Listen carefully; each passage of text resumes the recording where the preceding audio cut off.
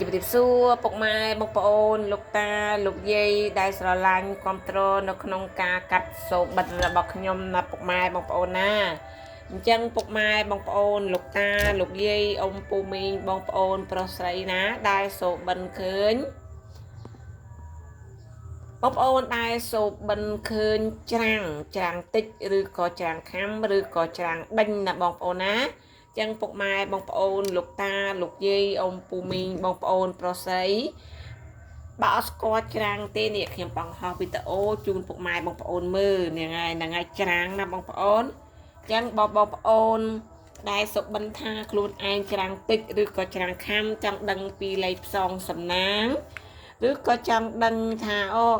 ច្រាំងនឹងវាតិចនឹងមានហេតុផលអ្វីខ្លះមានហេតុផលអ្វីដែលបងប្អូនត្រូវប្រយ័ត្នប្រយែងណាបងប្អូនណាអញ្ចឹងបងប្អូនអាចវាយចូលនៅក្នុងការកាត់សូបិនរបស់ខ្ញុំបានហើយជ្រើសរើសជាលេខផ្សងសំណាងតាមការគួរបងប្អូនស្រឡាញ់យកទង់អីឬក៏ចង់ដឹងថាលេខណាដែលបងប្អូនអាចយកទៅផ្សងសំណាងបានហើយក៏ចង់ដឹងពីហេតុផលបញ្ជាក់ច្បាស់ថាយើងគួរប្រយ័ត្នប្រយែងអីខ្លះអញ្ចឹងបងប្អូនអាចវាយចូលនៅក្នុងការកាត់សូបិនរបស់ខ្ញុំជ្រើសរើសជាលេខផ្សងសំណាងបានចឹងបងប្អូនដែលសូបិនឃើញច្រាំងតិចឬក៏ច្រាំងខាំសូបិននេះចាប់ទុកថាជាសូបិនមិនល្អទេបងប្អូនអាចមានគ្រោះឬក៏មានបញ្ហាកើតឡើងតែម្ដង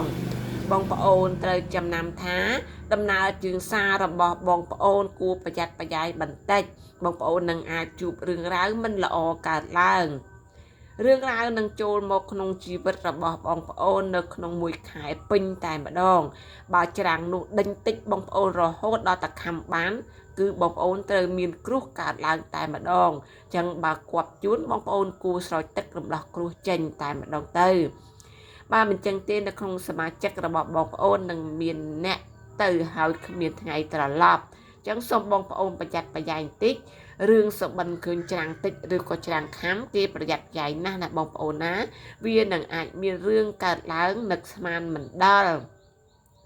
ចំពោះអ្នកនៅលីវនឹងក្តីសូមបងប្អូនអ្នកនៅលីវបើមានគេចង់បានបងប្អូនឬក៏ស្ដីដណ្ដឹងយើងជាគួរអនាគតឬក៏យើងចូលស្ដីដណ្ដឹងគេនឹងក្តី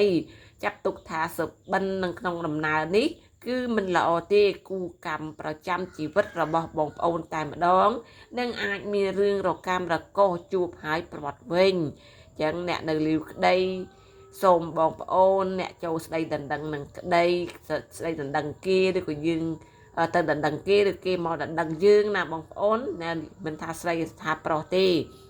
គឺស្ដាប់នៅក្នុងសុបិននេះហើយកត់សម្គាល់ខ្លួនឯងហើយចំពោះអ្នកមានគ្រួសារហើយបើមានបំណងនឹងចង់បើកមុខរបររស៊ីក្នុងរយៈពេលមួយខែនេះនឹងក្តីឬក៏ថ្ងៃហ្នឹងបងប្អូនទៅបើកមុខរបរហើយគ្រោងយូរហើយប៉ុន្តែតែថ្ងៃហ្នឹងឯងបើកមុខរបរ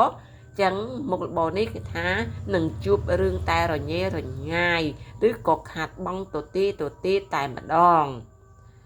ហើយចំពោះបងប្អូនអ្នកទាំងអស់គ្នាដែលសុបិនហើយបងប្អូនចង់ឲ្យរឿងរ៉ាវល្អចូលមកក្នុងជីវិតរបស់បងប្អូនសូមបងប្អូនយកអង្គបលឹមឡើងក៏បីចេញទៅដើម្បីកាត់ភាពឧបទ្រពបានខ្លះណាបងប្អូនណាតែមិន 100%ទេគឺបានខ្លះ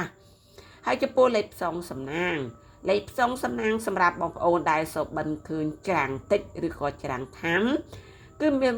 លេខផ្សងសំណាងបងប្អូនអាចអូស50មកចាប់ទៅ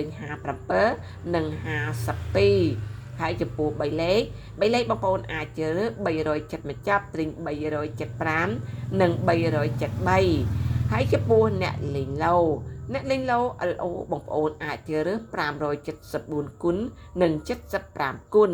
នេះជាលេខផ្សងសំណាងសម្រាប់បងប្អូនយកទៅផ្សងសំណាងបងប្អូនអាចជ្រើសរើសលេខនេះយកទៅផ្សងសំណាងបានតាមការគួរអត្ថភាពខ្ពស់លេខល្អពុកម៉ែបងប្អូនលោកតាលោកយាយអ៊ំពូមីងបងប្អូនប្រុសស្រីទាំងអស់វីដេអូរបស់ខ្ញុំក៏មានតែប៉ុណ្ណឹងដែរបើបងប្អូនគាំទ្រនៅក្នុងវីដេអូរបស់ខ្ញុំកុំភ្លេចជួយ Subscribe រូបកណ្ដឹងម្នាក់មួយឬក៏ដាក់មេដៃដើម្បីទទួលសញ្ញាហេងពីខ្ញុំរាល់ថ្ងៃណាពុកម៉ែបងប្អូនណា ជូនពរសូមឲ្យបងប្អូននៅក្នុងការកាត់សូបិនរបស់ខ្ញុំទាំងអស់ជួបតែសេចក្តីសុខនិងសេចក្តីចម្រើនជាពិសេសសូមឲ្យកាក់កបនិងហេងហេងរាល់ថ្ងៃតែម្ដង